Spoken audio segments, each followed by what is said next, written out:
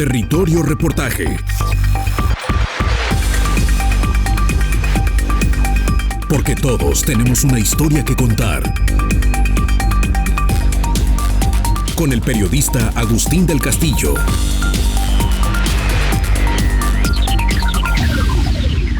En el año 2000, el descubrimiento en Talpa de Allende de un bosque mesófilo de montaña que alberga al menos 40 especies en peligro de extinción. Entre estas, un relicto de arce que con el tiempo se demostraría que se trata de una especie única en el ámbito mundial, derivada de alrededor de 5 millones de años de aislamiento biológico, fue el acontecimiento que detonó la atención sobre el enorme valor ambiental de la Sierra Madre del Sur, uno de los 5 grandes macizos montañosos que atraviesan México. El recorrido de esta cordillera comienza en la Bahía de Banderas y desciende al sur hasta el istmo de Tehuantepec. En el caso de Jalisco, recorre paralela toda la línea del litoral hasta topar con el eje neovolcánico. Su variante altitudinal, desde el nivel del mar hasta cerca de los 3,000 metros de altura, da pie a una combinación de climas. Su cercanía a la zona de transición entre las Américas neoártica y neotropical la convierte en el área de encuentro de especies de ambas regiones biogeográficas. No es casual que toda el área albergue la mayor diversidad biológica de Jalisco, pese a que está lejos de culminar el proceso científico para documentarlo. El arce o maple de la cañada Ojo de Agua del Cuervo, las montañas de Talpa, miembro de un género de árbol típico de los bosques templados caducifolios de América del Norte y de China, se consideró inicialmente similar al que existe en las montañas del Cielo en Tamaulipas o del Triunfo en Chiapas, arce de azúcar, Acer scuchi. Pero al analizar los datos en laboratorio, se encontraron diferencias suficientes para determinar que se trata de una especie que era desconocida para la ciencia, Acer vinsayedi. La mala noticia es que esa calidad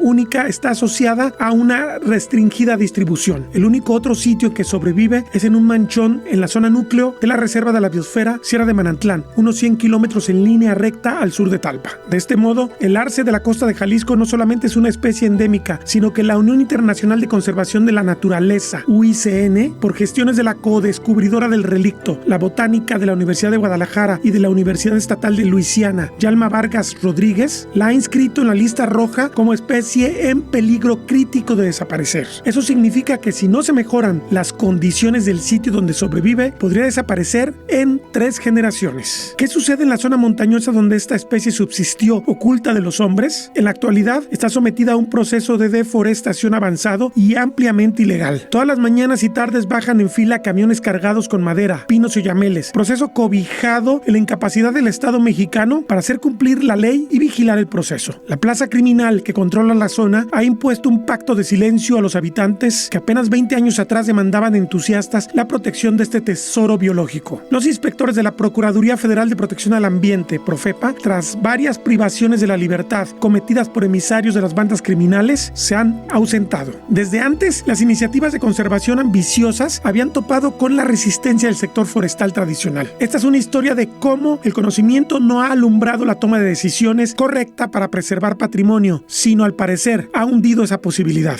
La primera ilegalidad escandalosa la cometió el mismo gobierno de Jalisco durante la administración de Francisco Ramírez Acuña y bajo la responsabilidad de su secretario de Desarrollo Urbano, Claudio Sainz David, que abrió la región a la explotación excesiva con una carretera sin permisos ambientales cuyo estado inconcluso solo ahonda los procesos de erosión y de tráfico de especies. Hoy reinan los explotadores ilegales. No se atisba un final feliz, no obstante el modesto parque estatal de 150 hectáreas abierto en el año 2016. La espectacular cañada de arces, tilias, helechos arborescentes, oyameles, encinos, fresnos, capomos, con los troncos muertos y las rocas invadidas de musgos, líquenes, limos, arroyos y pozas continuas, rumores de pájaros, animales que suben y bajan de los troncos, insectos que cantan o atormentan a los visitantes, es perturbada por los ruidosos motores de diésel de grandes camiones de carga que provienen de la parte alta. Bienvenidos al bosque de arce o maple en el municipio de Talpa de Allende, en la región Sierra Occidental, que es en realidad la Sierra Madre del Sur, pegado muy cerca de Tomatlán y de Puerto Vallarta. Es engañoso el nombre de bosque de arce o maple, porque estamos hablando en realidad de una cañada de bosque mesófilo de montaña única a nivel mundial. Aquí se han documentado 40 especies por lo menos en peligro de extinción, de las cuales el arce llama la atención porque ya fue inscrito en la lista roja de especies en riesgo a nivel mundial por la Unión Internacional de Conservación de la Naturaleza. Esto significa que este bosque podría estar viviendo sus últimos tiempos, sobre todo por el mal manejo que presuntamente se le está dando. Si bien usted va a encontrar mucha naturaleza lujuriante en lo que está detrás de mí y arriba, la realidad es que hay una visitación pública cada vez mayor que está generando una presión muy fuerte sobre el bosque. Pero además, el ratito que tenemos aquí adentro del bosque, hemos estado escuchando el paso constante de vehículos de doble, triple tracción con madera que están saqueando los bosques contiguos. Hay un grave riesgo de que los bosques de oyamel y de pino que rodean esta cañada desaparezcan con el tiempo. Entonces, por efecto acumulativo, este bosque también podría terminar en el pasado. Acompáñenme a ver esta historia y tratemos de encontrar claves de cómo es posible que este bosque pueda sobrevivir o no a los cambios, tanto locales como el gran desafío global que se llama cambio climático. Antonio Ordorica Hermosillo, consultor ambiental, quien como funcionario público vivió todas las etapas del fallido proceso de protección del arce, hace un resumen detallado de los esfuerzos que no fructificaron. Pues la iniciativa de conservación de esa zona o de toda esta región, yo creo que es aproximadamente 15 años, 17 años, por investigaciones principalmente botánicas, el doctor Antonio Vázquez, el doctor Jorge Telles, en fin, algunos investigadores, entre otros seguramente, que descubren en esta zona la riqueza biológica. Desde entonces había ya la intención de llevar a un esquema muy amplio de conservación de un poco más de 23,000 hectáreas de toda esta región. Y lo que sé es que con el proyecto de la apertura de las carreteras, es que como medida de compensación o de pago al daño ambiental, es que el gobierno del estado adquiere esta propiedad del bosque de maple, de arce, en compensación a este tema, y que el gobierno del estado, bueno, lo tiene por muchos años allí, pero la intención era llevarlo precisamente a un esquema de conservación sumado a la estrategia que se tenía ya de años atrás de buscar una reserva de biosfera, ¿no?, como área protegida federal. Esto se queda de alguna manera en el papel, no hay un proceso consistente de socialización con los actores locales, con las autoridades locales, y los investigadores que empujan, digamos, esa iniciativa en el año 2007, que es cuando inicia una nueva secretaría, o más bien una segunda etapa de la Secretaría de SEMADES en ese entonces, es que el doctor Antonio Vázquez presenta la propuesta, ¿no?, de trabajar nuevamente, de revivir la propuesta de conservación. Nos toca analizar los aspectos sociales, cómo estaban, ¿no?, de alguna manera las relaciones con los actores locales. Vimos que era un tema muy complejo y de manera, digamos, conjunta, el estudio base se replantea para llevar a un esquema más pequeño de menor hectáreas, reconociendo la Secretaría que ahí había ya en la región un tema de aprovechamiento forestal sustentable, que había esquemas de humas, que había de alguna manera históricamente un manejo de los bosques y que de alguna manera con esas prácticas estaban haciendo conservación de biodiversidad. Entonces, lo que hacemos en la Secretaría es que la zona núcleo del proyecto de reserva de biosfera, que eran alrededor de un poquito más de 7,000 hectáreas, eso lo lleváramos a un esquema de área protegida estatal, ¿no? Entonces,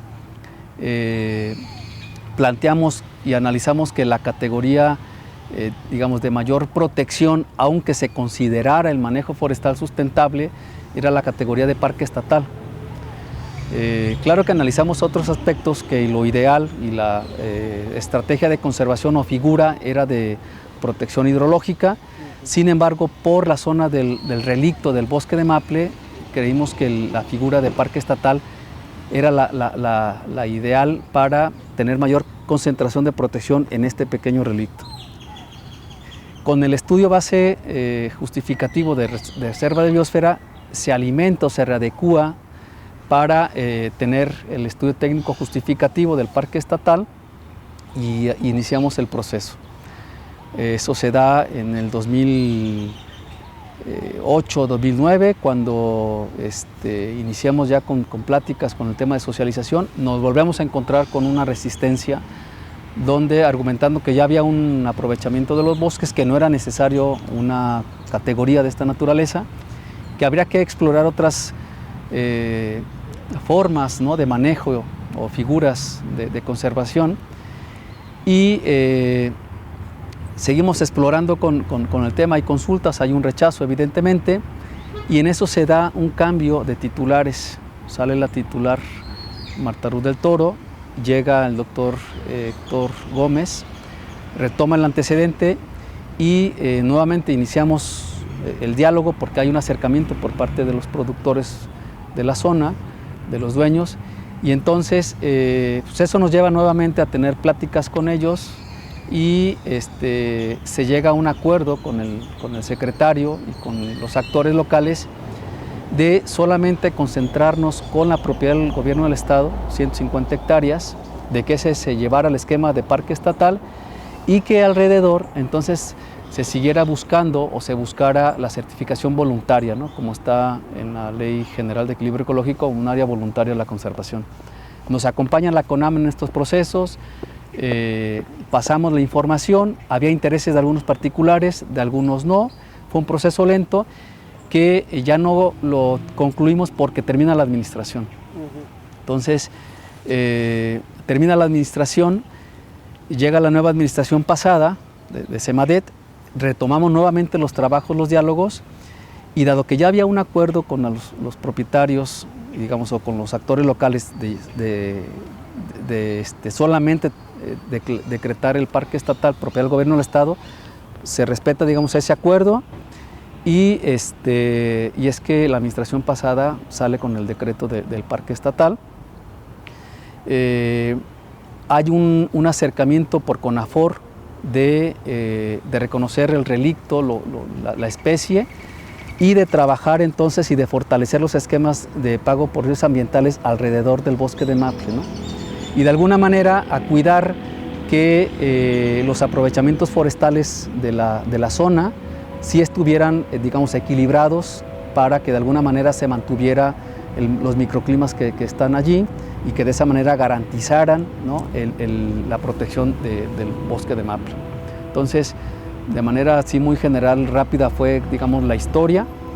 Se decreta entonces el parque estatal, y con el programa de aprovechamiento es que de alguna manera atendemos en la protección del gobierno del estado, en mantenimiento al cerco perimetral, a un tema de protección de fuego alrededor, que era como lo principal.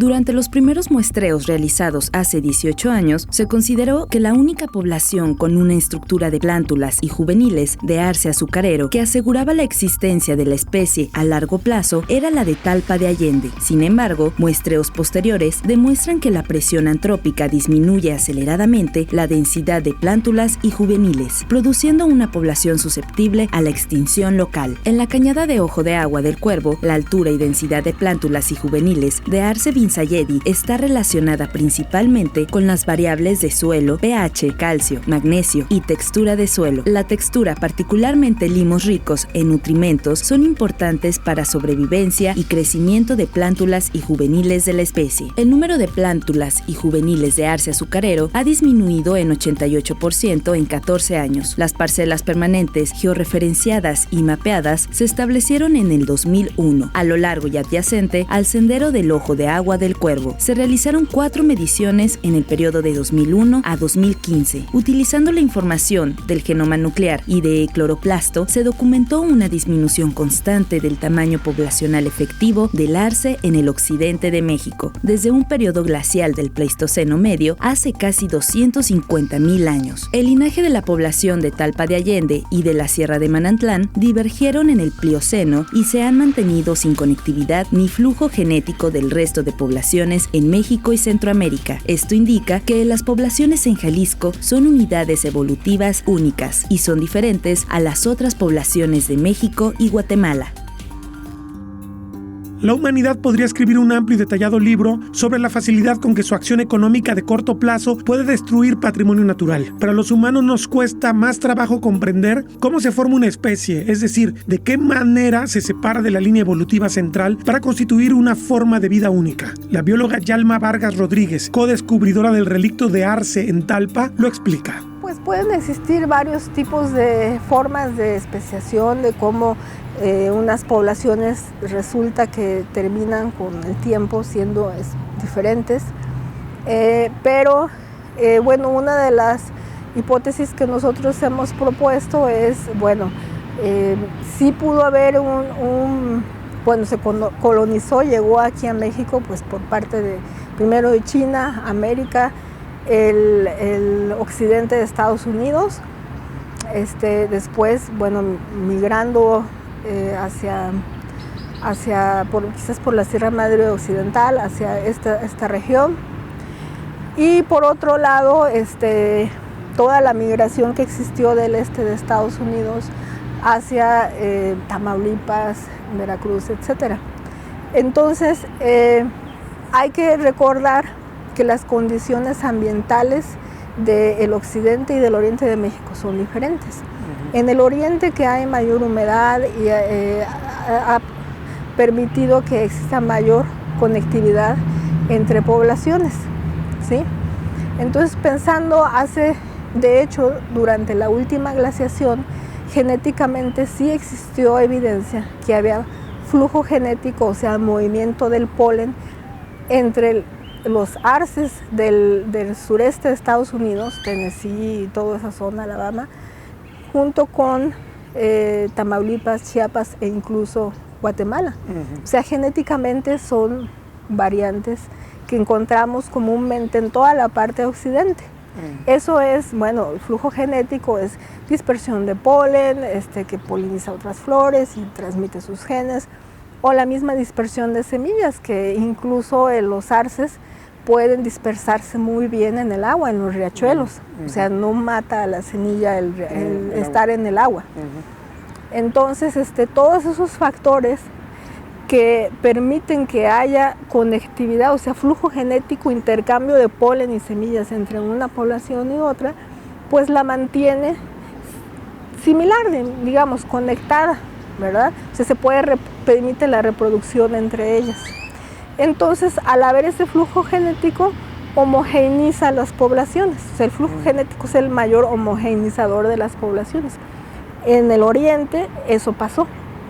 Claro, recientemente ya no, pero está la huella genética de que existió. Sin embargo, las que llegaron al occidente de México, acá en Talpa, en Manantlán, etc.,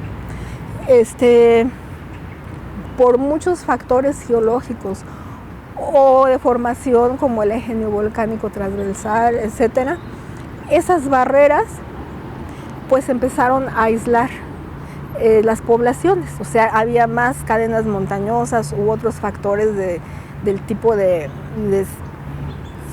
sedimento, digamos, que deja los volcanes, etcétera, que no permiten ni siquiera establecimiento de semillas, por ejemplo. Entonces, en este caso, ese aislamiento geográfico, pues con el tiempo permitió que, bueno, al no haber reproducción de manera natural entre las del oriente y las del occidente, fueron diferenciándose. Entonces, cada quien reproducía sus mismos individuos con sus características similares. Pues la selección natural también influye y fueron teniendo diferencias en morfología floral, y de tal manera que incluso pues las estructuras reproductivas se fueron diferenciando. Y eso, con base en los datos genéticos que encontré, pues podría ser desde hace 5 millones de años, más o menos, que existió esa separación.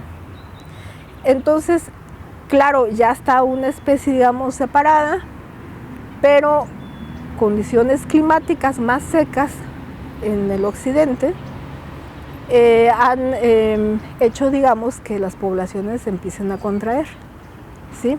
Existe cierta evidencia fósil en el que se ve que el arce acá en el occidente estaba más ampliamente distribuido, pero ahora pues son 2 pequeños parches, ¿sí? Entonces, en este caso, el flujo genético pues es un factor que influyó a la diferenciación de estas 2 especies, que en un inicio pensamos que era la misma, ¿verdad? Porque en general, pues al observar las hojas son muy similares, pero los caracteres, las características que separan, que nos permiten diferenciar, pues serán el fruto y sobre todo la flor. La flor había sido más difícil de observar bien y nos llevó ciertos años en observarla y además con cierto grado de certeza decir, no, pues esto sí son variantes constantes en estas poblaciones, ¿sí? Y con el tiempo, pues también las mismas mutaciones de cada población incrementan la diferenciación, ¿sí? O sea, la mutación es una fuente no es que nos salgan 6 dedos, 20 ojos, o sea, la mutación como tal, que es el cambio de una base de ADN, permite la diversidad genética, es la fuente más importante de diversidad genética.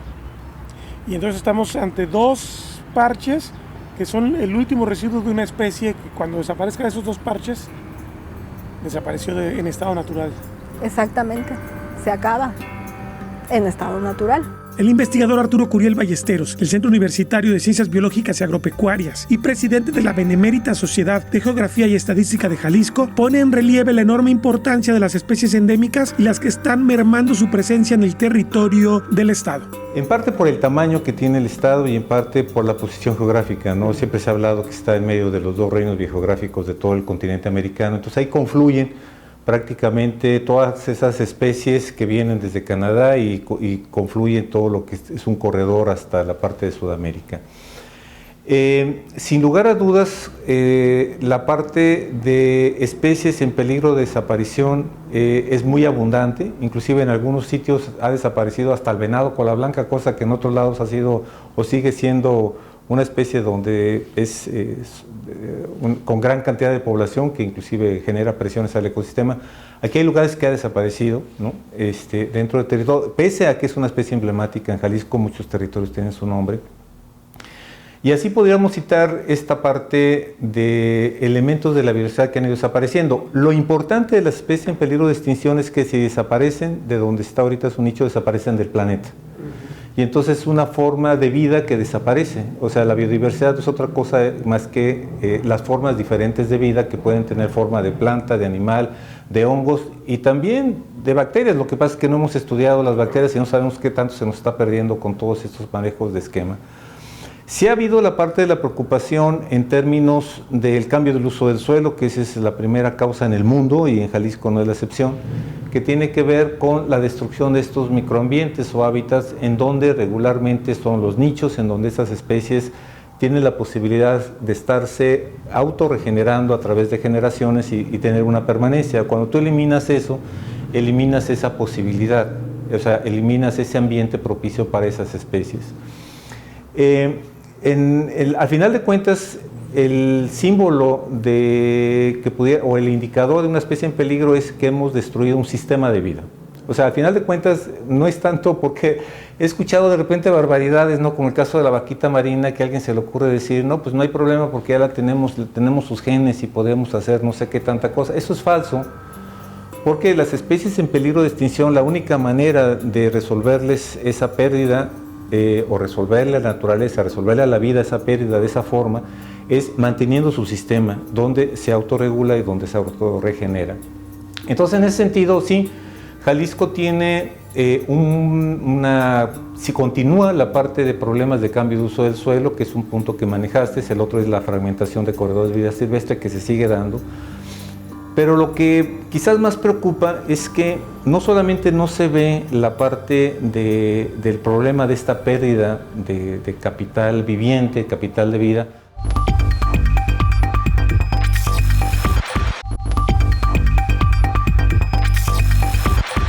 El bosque de niebla, bosque nuboso o bosque mesófilo de montaña es único a nivel mundial. Su distribución es escasísima. Son esos espacios de la alta montaña en que se encuentran las especies de clima templado y las especies de clima tropical. converge además una gran cantidad de agua y además mucha sombra. Entonces también se da una gran diversidad de animales. Es, de acuerdo a lo que dicen los ecólogos, el espacio que va a sufrir y que probablemente va a desaparecer más rápido por efecto del cambio climático. Pero además, dentro del bosque de niebla es especializado, es único el bosque de arce o de maple como el que tenemos en Talpa de Allende, Jalisco. Es un bosque que tiene solamente unos cuantos nichos en América del Norte, que abarcaría probablemente algunas regiones de Tamaulipas, de Jalisco, en el caso de Talpa, el caso de Manantlán, de Chiapas y de Guatemala. Y son relictos de las últimas glaciaciones. Esa especie es típica de climas norteños muy fríos, pero se quedaron refugiadas en esos bosques de niebla y sobreviven con una evolución única, lo cual indicaría la gravedad del costo que vamos a pagar como planeta y como humanidad si los dejamos desaparecer. La solución de un parque estatal de apenas 150 hectáreas ha sido notoriamente insuficiente. Los intereses legítimos de los dueños del entorno no han podido ser conciliados y la población de Talpa, entusiasta demandante de la protección de este bosque de niebla, debe participar más, lo advierte la investigadora Yalma Vargas. Se observó ahí mismo en la población de que existe obviamente una conciencia de la importancia del agua, que directamente afecta su calidad de vida. O sea, el agua es indiscutible, la lluvia, la frecuencia de las lluvias, eso ellos lo saben y lo observan, ¿verdad? Pero por un lado hace falta que se conecte con todo el proceso del ecosistema en el que se involucra un bosque en la cantidad de, digamos, de lluvia que se tiene ahí en Talpa, ¿verdad? Quizás en la población haría falta un poco de más conciencia sobre ese ciclo en algunas personas, ¿verdad? Pero es bueno siempre recordarlo y tenerlo presente. Entonces, por un lado existe esa conciencia del valor del agua, del recurso hídrico de ahí. Y bueno, ellos mismos realmente, la misma población de Talpa tiene que tomar las riendas de la conservación de ese sitio. En el sentido de que, bueno, es un valor para ellos, no solamente ahí en la cabecera, sino en todo el municipio. O sea, incluso en mascota y demás, es como el maple, ¿verdad? El arce y el bosque y todo. O sea, hay una identificación de que son recursos de ellos. Pero por lo mismo, debe de existir primero un conocimiento claro de lo que representa y de los servicios ecosistémicos que les da. Y esa capacidad tiene que ser transmitida, bueno, también a las autoridades y a los visitantes. De tal manera que ellos puedan entender, bueno, quizás en estas fechas no hay que visitar, exacto, o hay que visitarlo por este lado, o no vamos a dejar basura, o sobre todo no vamos a hacer saqueo de los hongos o de las plantas o demás, o incluso establecer pues ciertas zonas de observación, ¿verdad? De tal manera de que se reacomode las zonas que se usan para uso público, ¿verdad? Entonces, también, como ya mencioné, tiene que haber cierta vigilancia y mayor información y todo, una organización de la actividad turística allí, ¿verdad? Por una parte. Por otra parte, es la creación de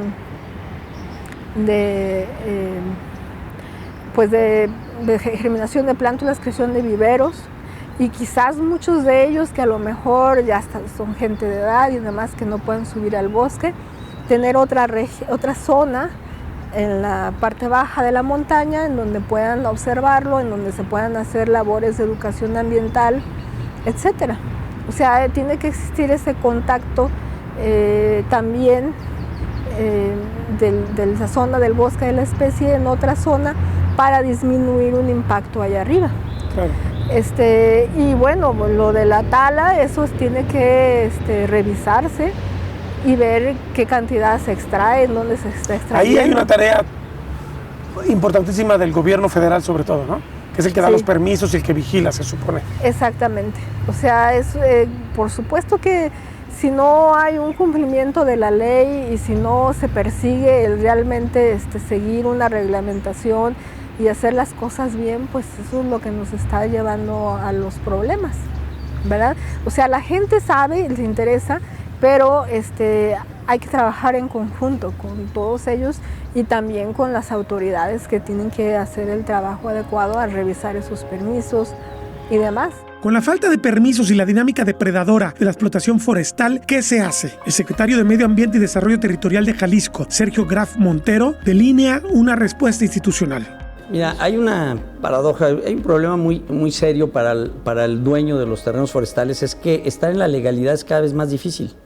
O sea, hacer un programa de manejo, el tiempo que le toma a la autoridad dar esa autorización, los procesos de asignación de guías de transporte, le toma tiempo. Entonces termina siendo poco competitivo el sector y por lo tanto, pues los propietarios en un contexto donde la ilegalidad puede estar creciendo, pues también se salen por esa porque ruta. terminarían compitiendo de forma desleal y Así no les conviene. Hay una demanda creciente de madera, el incremento del desarrollo urbano, pues por consiguiente tiene un incremento en la demanda y es una demanda insatisfecha. México importa una gran cantidad de productos forestales en tablero, principalmente, que es en lo que nosotros competimos como Estado. No somos una zona que tenga muchas plantas de transformación como MDF, de tableros de mediana densidad, con excepción del sector mueblero en Ocotlán, que hay una planta. En general, la mayor parte de la madera que se vende en Jalisco es para tablero, es decir, tablas, ¿no? Escuadría más bien, ¿no? Le llaman escuadría. Y eso también, pues hay una insatisfacción muy grande del mercado. Importamos madera de Chile principalmente para muchas actividades, sobre todo en la construcción. Pero el hecho de que haya esta competencia desleal con la madera legal, pues limita.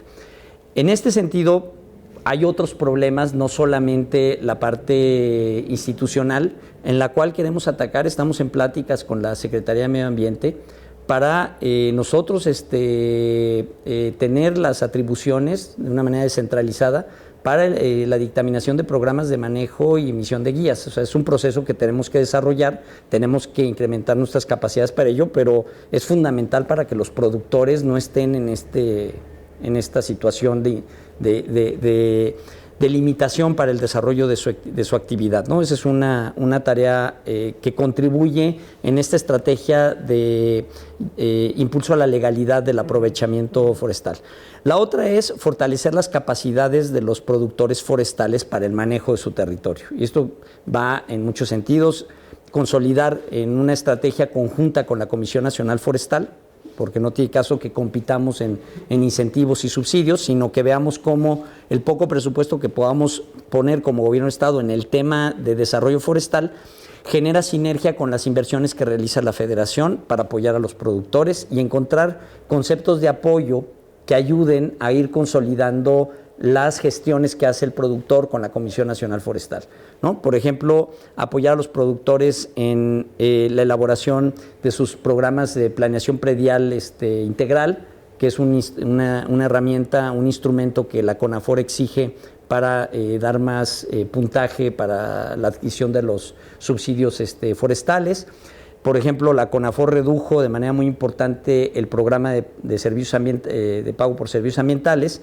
Nosotros lo que vamos a intentar, no hay suficientes recursos para meter un programa de la magnitud que se venía ejecutando desde el 2011 al 2016 en Jalisco, pero sí podemos empezar a financiar a los productores que, ya sea que tienen programas de aprovechamiento o nada más se dedican a la conservación, a el financiamiento de mejores prácticas para la conservación de la biodiversidad en sus predios, especialmente en predios que estén también bajo manejo certificado, por ejemplo, ¿no?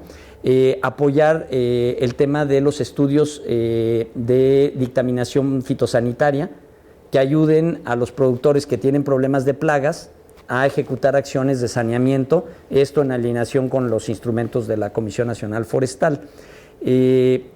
Estamos diseñando un concepto de apoyo para los productores pecuarios que tengan ya programas silvopastoriles para que manejen y mejoren las condiciones de agostadero en las selvas, para aumentar la productividad forrajera pastoral, por ejemplo. Entonces, estamos tratando de diseñar instrumentos por primera vez en historia hay instrumentos de subsidios que vamos a implementar vía el FIPRODEFO, ¿no? Que se había desvirtuado totalmente su función a tareas que la verdad no le correspondían, y estamos reencaminándolo a que sea un instrumento de desarrollo forestal, ¿no? Y entonces ahí vamos a trabajar muy estrechamente con los productores forestales del Estado.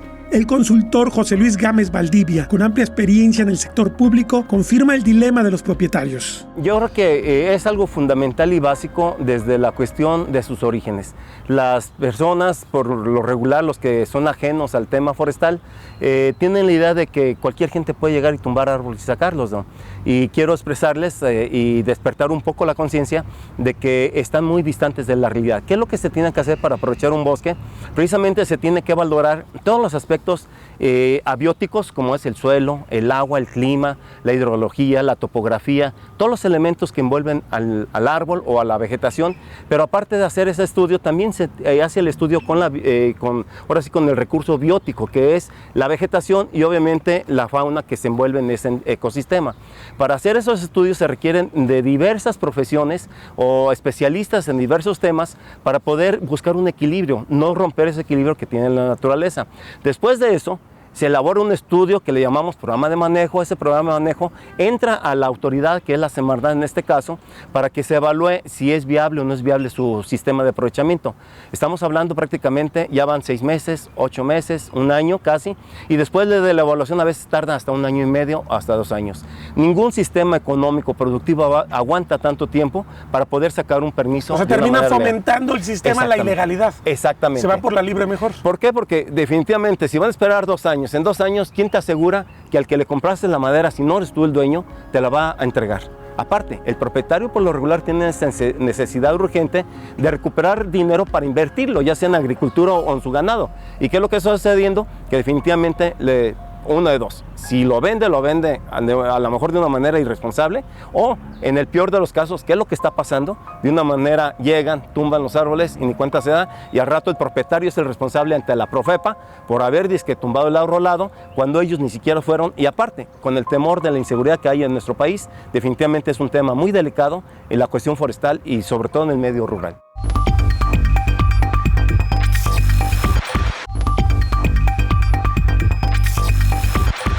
Un sistema de gestión complicado provoca depredación. Y es absurdo porque el pino es abundante y tiene un amplio historial de manejo, advierte el experto forestal del Centro Universitario de la Costa Sur, Enrique Jardel Peláez.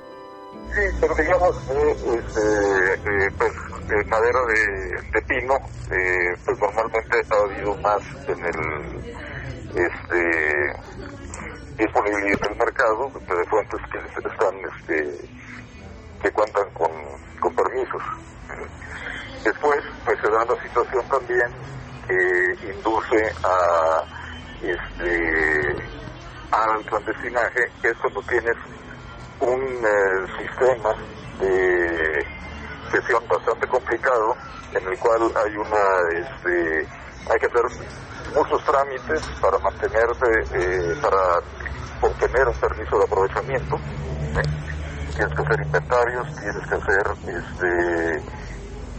tu programa de manejo, en algunos casos especiales, situaciones de impacto ambiental. Eso tiene un costo, y el apropiarse directamente del recurso sin tener que pasar por todos los requisitos legales, pues obviamente favorece a quienes lo puedan hacer. Y en un clima de impunidad en el cual se pueden hacer estas cosas, pues para qué meterse en lo legal si no hay un costo asociado a hacerlo ilegalmente. Sí, claro. ¿Me explico? Entonces hay costos altos para la producción, hay pocos incentivos, hay una situación de ilegalidad, pues es más fácil hacerlo así, y entonces sí tenemos una situación que va creciendo. Y pues siempre ha existido también el problema de que cuando hay una prohibición de el uso de un recurso, pero sigue habiendo una demanda de ese recurso y no hay alternativas a la prohibición, pues siempre se acaba en el desarrollo de un mercado ilegal. Y cuando se consolida un mercado ilegal, que se vuelve un negocio importante, pues hay intereses allí que van a hacer que se mantenga, ¿no? Y más si se vincula con otras actividades ilegales, pues llega un momento en el cual estas cosas son incontrolables. ¿Cuál deberá ser la actuación del Estado mexicano al tratarse de especies en riesgo? La abogada Patricia Moreno da un atisbo. Tú sabes que también existe el instrumento de política ambiental, que es el ordenamiento ecológico del territorio, pero este mismo ordenamiento quizá pudiéramos enriquecerlo. Es una actividad de los propios ayuntamientos impulsada por los particulares, debo decirlo, pero a mí me gustaría ver, por ejemplo, como un bloque o como un andador, por llamarlo así, en el que pudiéramos regular toda esta cuenca de la que tú me hablas, que debería estar protegida, pero a título de una ANP privada. Si tú y yo tenemos predios y mis vecinos tienen predios, ¿por qué no nos juntamos, establecemos una ANP privada y accedemos a otro tipo de recursos, más allá únicamente de monetizar el valor de la madera, sino del recurso entero? Porque tú sabes que hay una cuenca hidrológica, porque sabes que ahí tienes fauna, porque sabes, hay otro tipo de elementos ecosistémicos que no está considerando ni monetizando a través de la Ley General de Desarrollo Forestal Sustentable. Es lo que te digo, únicamente te incide y te orilla a que aproveches el recurso de la madera. Nada más, el resto de los elementos ecosistémicos no los estás valorando. Y siento que nuestra norma se quedó cortita para eso. Pero bueno, si establecemos a título privado un tipo de andador o corredor como ANP privada, se puede regular, no necesitas más que... Creo que ni siquiera existe mínimo para establecer la ANP privada. Tú puedes meter 500 hectáreas, 2 hectáreas y determinarlas como una ANP. El trámite es muy sencillo. Entonces sí creo que se puede acceder y aparte eso te provee a ti de un programa de manejo en el que tú únicamente, más que los particulares que lo integran, vas a darle el uso que quieras a tu bosque o a tu predio, pero ya en comunidad. Porque así yo también, de cierta manera, estoy protegiendo que me empiecen a robar el pequeño robo hormiga de mis vecinos.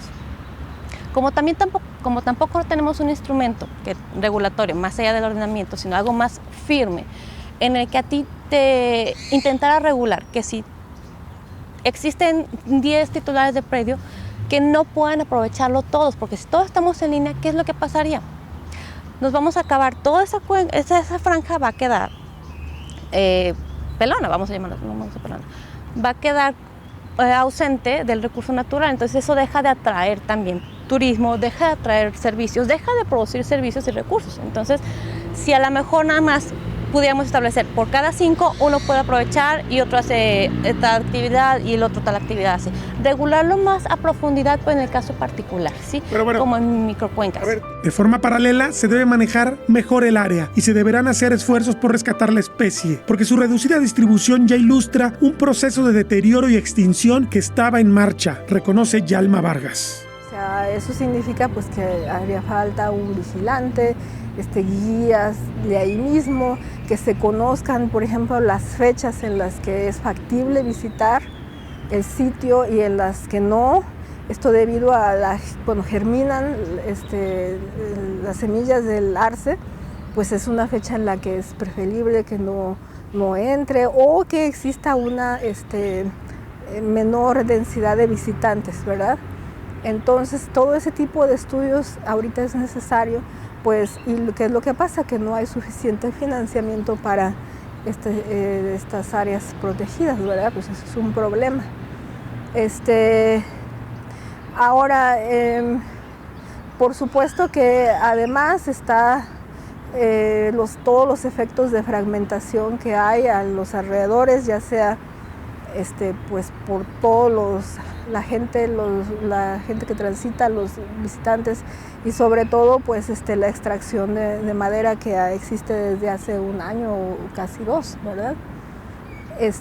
A mí lo preocupante de eso es que la extracción se está llevando en la parte de arriba de la cañada y eso implica 2 cosas. Bajo las condiciones de cambio climático actuales, la única salida que le queda al arce es migrar hacia mayor elevación, hacia arriba, pero no va a poder debido a que arriba pues ya no va a tener condiciones para poder establecerse. Hay que recordar que el arce necesita suelos con muchos nutrimentos, suelos limosos, con humedad, Básicamente está asociado a calcio, por aquello del uso en la fotosíntesis, y sobre todo pues en condiciones digamos sombrías para poder establecerse, y sobre todo las temperaturas más bajas que influyen en la germinación. Entonces esas condiciones pues ya no existen en la parte más alta de la cañada, lo que significa que está atrapado, ¿verdad? Y a menos de que se intervenga para hacer una labor para mantener o poder incrementar las poblaciones, pues va a desaparecer en quizás no más de 3 generaciones, que finalmente esas especies que están en peligro crítico de extinción pues tienen 50% de probabilidades de extinción en 3 generaciones. Conociendo las generaciones, los años de los arces, pues en menos de 100 años eso ya no va a existir. Y 100 años está a la vuelta de la esquina, claro. No es que, 100 años, no. Entonces, mis nietos o algo así pues ya no lo verían, por ejemplo. Entonces, lo más interesante es que hay una comunidad internacional realmente interesada en echar a andar proyectos de conservación in situ y también ex situ de especies en peligro crítico de extinción como es el arce. En el 2007 nos habíamos reunido los especialistas en el grupo para hacer una evaluación ya actual bien de los arces a nivel mundial, cuya mayor diversidad está en China, pero bueno, aquí también tenemos 10 especies en toda América y muchas de ellas con pues, problemas de conservación. Entonces se llegó a la conclusión de que realmente su categoría es un peligro crítico de extinción. Y además, en conexión con otras organizaciones internacionales como Flora y Fauna, establecimos qué tipo de estrategias y prioridades, herramientas podíamos usar para la conservación y para involucrar a la población, ¿sí? Entonces, esperamos que el próximo año se pueda tener financiamiento por parte de esas organizaciones para iniciar con programas de germinación de la especie, etcétera, y hacer conservación in situ y ex situ. Lo más interesante de todo esto es que como ya había realizado yo estudios de variabilidad genética, ya podemos determinar de dónde obtener semillas y cómo obtenerlas para incrementar la variabilidad o cuando menos que se seleccionen potencialmente aquellos individuos que puedan aportar mayor variabilidad genética. La extinción es para siempre. Este es uno de los principios básicos del trabajo de los ecólogos. Cuando se trabaja con especies en peligro de extinción, se sabe que es probable que se esté en los últimos momentos de una especie, y el caso del arce de Talpa podría ser un caso muy ilustrativo. Esta hoja fue descubierta para la ciencia, no para los habitantes de la zona, pero sí para la ciencia, hace menos de 20 años. Y se ha logrado documentar que es una especie única, diferente a la que habita en Manantlán, la que habita en Tamaulipas, en Guatemala. Sin embargo, estamos viendo procesos de dinámicas económicas humanas que están generando una presión que podría ser insostenible para los ecosistemas. El turismo desordenado es uno, pero sobre todo la tala extrema de bosques contiguos que le dan cobijo al ecosistema único mesófilo en el que habita este tipo de especies con otras decenas como lo hemos descrito a lo largo del programa. Evidentemente, vamos a seguir teniendo una biosfera, vamos a tener todavía muchas plantas, mucho verde. Es un planeta que tiene muchas posibilidades como vida, pero la vida evoluciona y entonces los servicios y las posibilidades que nos daban estas especies que se van a acabar para siempre. No sabemos qué va a venir después, no estamos preparados tampoco los humanos para afrontarlo. Y entonces el simbolismo que implica una especie que estamos documentando que está por extinguirse, vale la pena tomar en cuenta para también pensar y meditar sobre lo que implicaría también la propia extinción de la raza humana que para muchos también no está demasiado alejada.